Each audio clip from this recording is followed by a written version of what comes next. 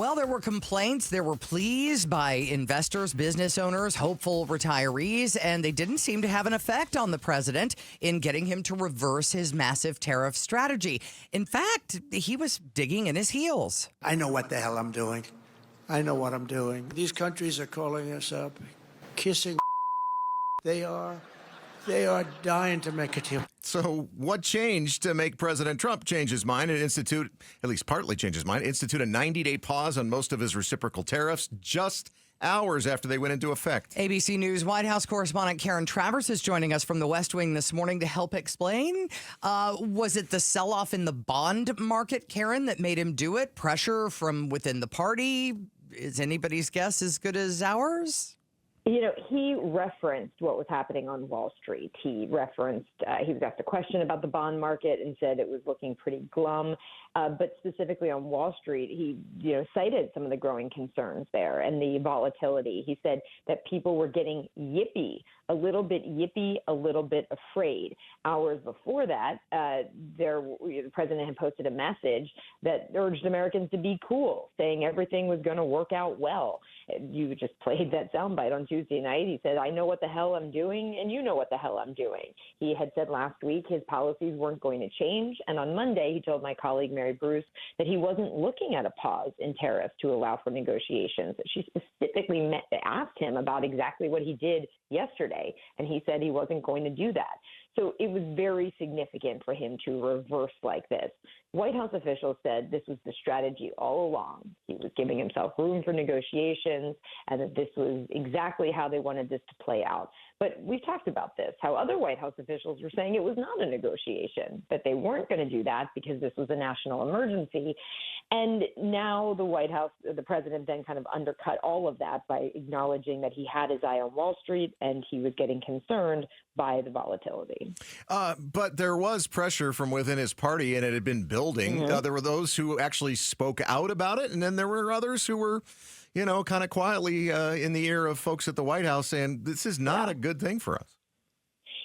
But then they didn't do anything. Like, Congress could do something about this. Congress could, there are bills right now in the House and Senate where they could say that Congress has to have greater authority over tariffs. Mm-hmm. But they're not moving forward on that right now. So while there were some who were speaking out, the votes weren't there at this point for Congress to actually, or they weren't moving forward, I guess you could say, on that.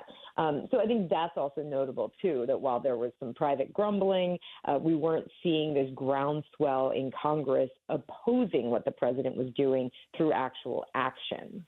Can you, if you can, and I don't want to put any unnecessary pressure on you here, please explain which tariffs that went into effect are not being paused?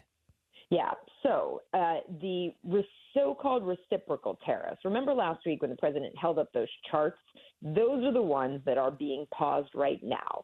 They were the additional ones he was putting on about 60-some countries, the European Union, other countries around the world that are our trading partners. Those are the ones that are on pause for 90 days. There is still a 10% tariff on all products coming into the United States. And that's important to note because that's still stiff. Like this is more than what we've seen in recent years. Also, the China factor is very important. So for all of the relief from Wall Street yesterday with that big rally, the China tariffs are very significant, 125% right now. China has fired back with significant tariffs, also announced today that they're going to limit the number of Hollywood films that are shown in China as a way to retaliate against, cultural exports. So there are no signs of that escalation ending right now. China has not reached out to the White House. They are not indicating at all any willingness to negotiate. And, there's some concerns that trade between the two countries could grind to a halt. So, yes, Wall Street liked the pause on the so-called reciprocal tariffs, but there's a lot of other tariffs that are still in place that are causing still some concern, and I think you'll still see some volatility today on Wall Street.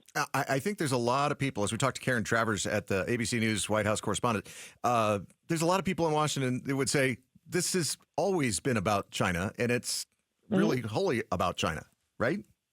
Yeah, I mean, absolutely. And now you have China really isolated as like the most significant target of the tariffs. You also could have done this all along and just targeted China and isolated them and had the back and forth there. But I think we can't underscore enough how significant just the tariffs on China are, too. When you look at how much we bring in from China, mobile phones, electronics in general, toys and clothing, there are so many things that come in that are now going to see this dramatic price increase. And small businesses that bring in parts, products that they then sell, if you've already bought the things that you were expecting, like let's just, make it up like a widget, right? You paid $100 for all of your widgets that are coming from China. They're on the boat coming over here. They're now going to get hit with a 125% tax once they're offloaded. You need to account for that now in your business plan. All right. Thanks a lot, Karen. Once again, Karen Travers, White House correspondent with ABC News. By the way, I interviewed Peter Navarro. That's Trump's trade advisor a few years ago, and it's all about China with that guy for sure. So joining us is Arizona economist Jim Rounds of Rounds Consulting. Good morning. Good morning. So I guess the hardest part of pre-buying anything is figuring out what will actually be hit by a tariff, right? Yeah, well, I got to tell you, from an economics perspective, prices already would have been adjusting. We're really not going to see any benefit. We've had some pretty clear signals that there's going to be tariffs, but the president was soft initially by delaying it. Then he went in a little bit too aggressively. Now he's delaying it again, so there's uncertainty. But the economics in me says no. But at the same time, I'm due a new iPhone here soon, and I'm trying to figure out if it's worthwhile to pay off a month ahead of time so we can make sure that we get it for maybe $200 less than it might be at the end of next month. Yeah, we're talking with Arizona economist Jim Rounds.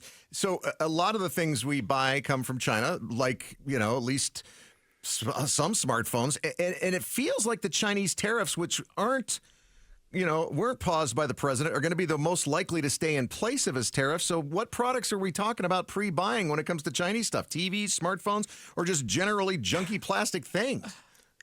It's almost like opposite ends of a spectrum. So we have the phones, the computers, a lot of other high-tech stuff, and then we got the rubber ducks and little plastic toys that the kids want to buy when you're going through the grocery store line, and right. It's worth $1 to shut them up. It's those things. I'm not worried about the smaller things. I'm worried about the high-tech stuff, but that's also the stuff that you want to bring back to the U.S. eventually. I don't want more manufacturing of junk. I'd like to see more R&D and manufacturing happening here in the U.S. Well, and the president has said that that's exactly what he wants. He wants to bring that manufacturing back. My question would be, as a consumer, as somebody who's watched the stock market do what it's doing, how do you do that in a timely fashion? I mean, we're not set up for a lot of that manufacturing right this second. That is spot on. And so from the consumer side, let's say that we did bring back all of Apple. So everything in the iPhone is made in the U.S. Well, why wouldn't Apple raise the price of the iPhone to a few bucks less than their next best competitor? So even if we're making stuff in the U.S., it doesn't mean it's going to be cheaper. And our inputs, quite frankly, are more expensive. The labor unions push the wages up really high.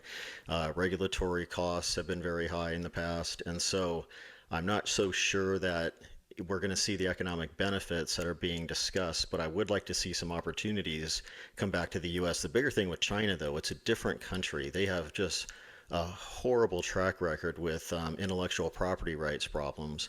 And so I think the tariffs are a bit of a threat, not just because of tariffs. I think the threat is more willing to do a trade war with you because I don't like that you're doing a lot of illegal activity. Did it surprise you at all, the president kind of flip-flopping again on tariffs? Yes and no. The bigger story out there right now is that we saw a lot of bond sales. So we're seeing less confidence in the U.S. economy, and apparently that was something that could cause some problems. Obviously, I was kind of surprised that they pulled back again because that creates more uncertainty. I'd like them to signal a little bit more.